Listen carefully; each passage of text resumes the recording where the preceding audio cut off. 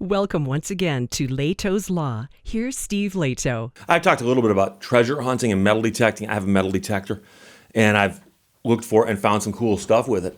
And so I've always followed the treasure stories in the news. We've had a whole bunch of them out of England lately.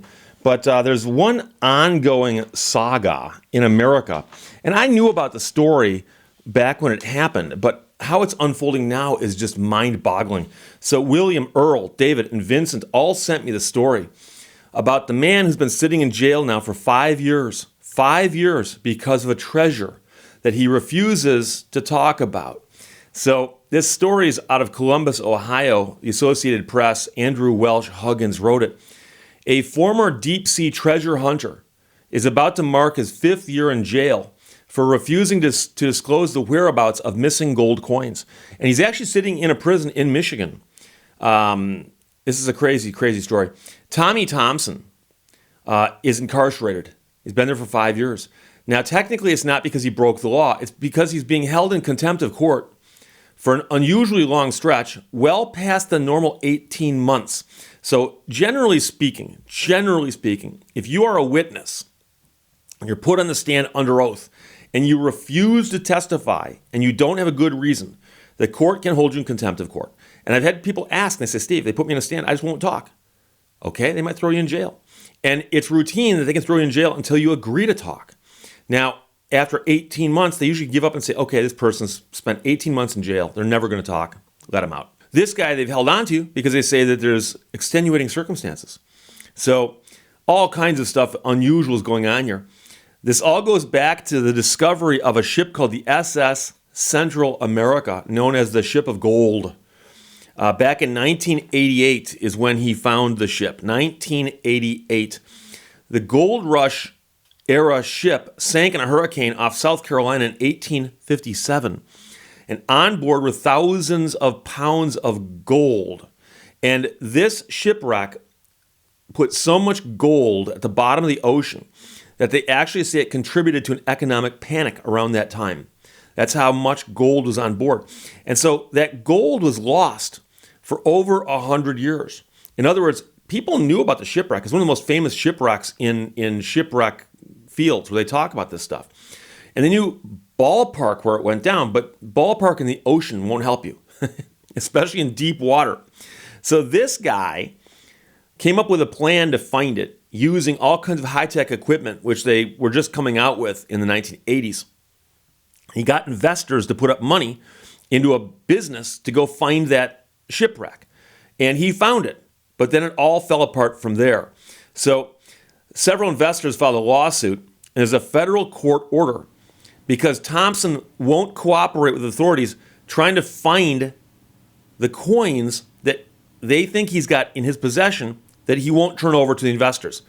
According to court records, federal prosecutors and the judge all believe that Thompson knows, but he won't explain where the stuff is.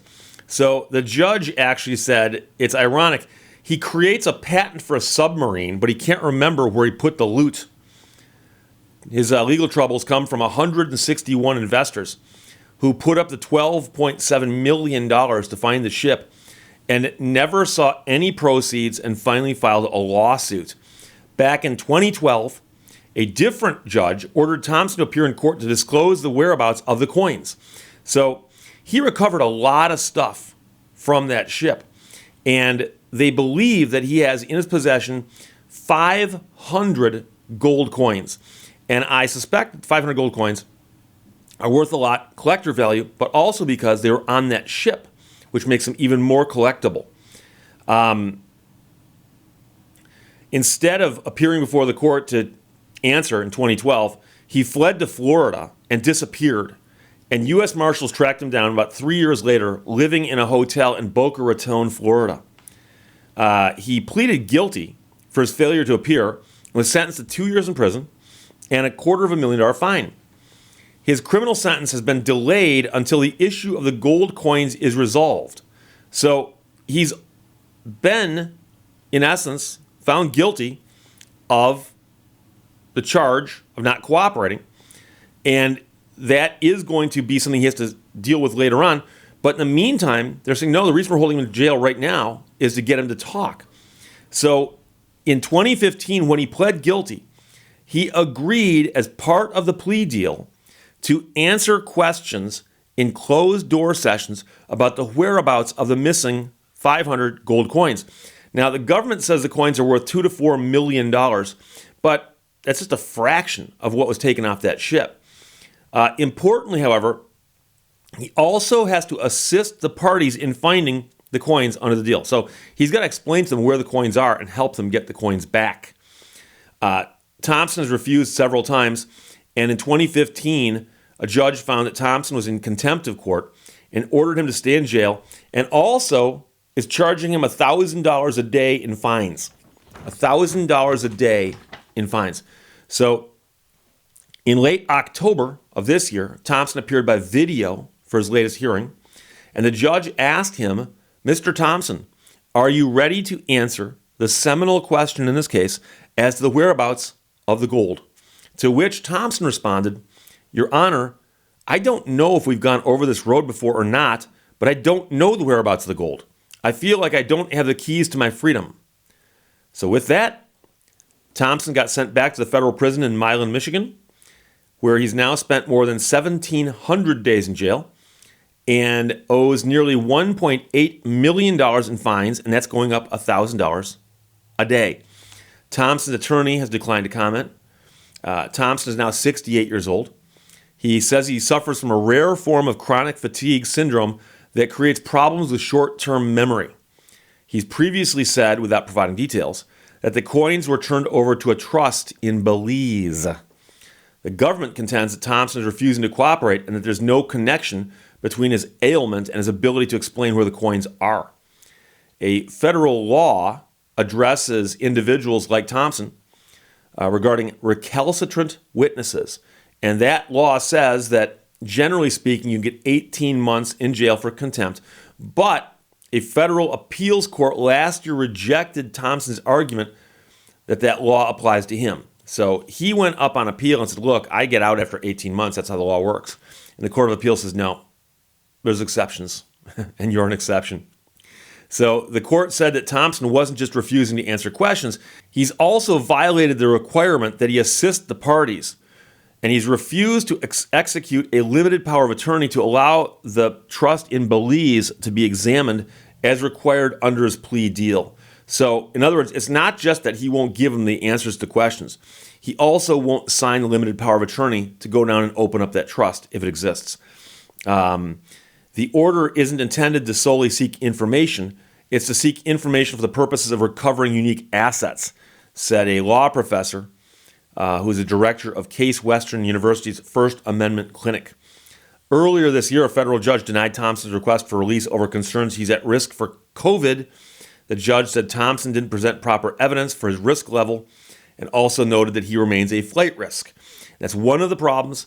If you run one time, they consider you a good flight risk, meaning there's a highly likely chance you're going to run. And so back in 2012, he disappeared for 3 years, and they're pretty certain he was hiding. They didn't find him for 3 years. So he appears to be a flight risk. The investors, meanwhile, still looking for their money, say Thompson has no one but himself to blame for his incarceration.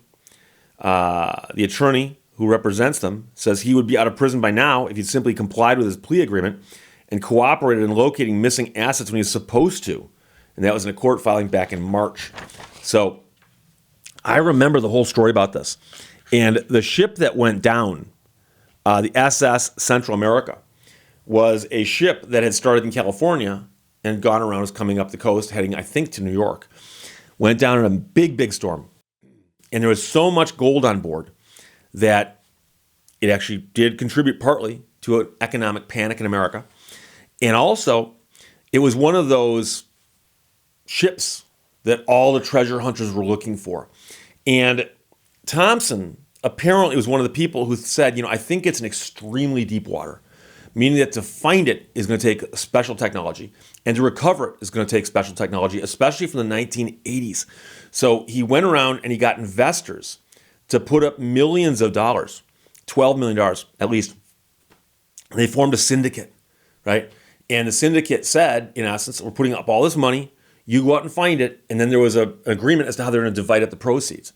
And the problem is, according to the allegations here and elsewhere, is that the guy found the stuff, recovered a lot of it, and then just never distributed any of it back to the syndicate.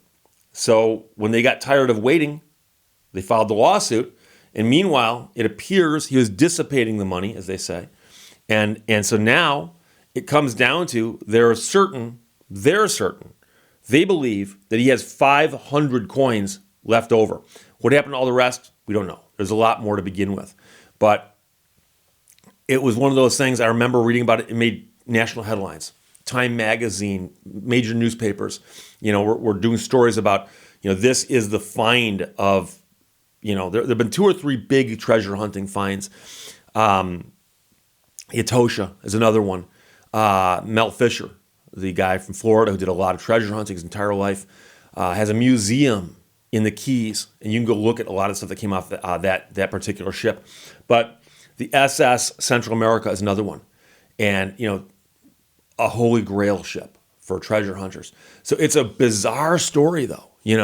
That when the guy found it, it was a huge celebration in the community of treasure hunters. This guy found it, and they're recovering the stuff using, robotic submersibles and so on. And now here we are, all these years later, and the guy's sitting in prison for 5 years because he won't tell anybody where the last of the gold is. And it's unclear if he knows. He says he doesn't. Says he doesn't remember. It's so easy to misplace 500 gold coins. So Andrew Welsh, Huggins wrote for the Associated Press, William, Earl, David, and Vincent sent to me. Thanks a lot, guys. Questions or comments, put them below. Let's talk to you later. Bye-bye. Thank you for watching Lehto's Law. Anything you canoe, I canoe better.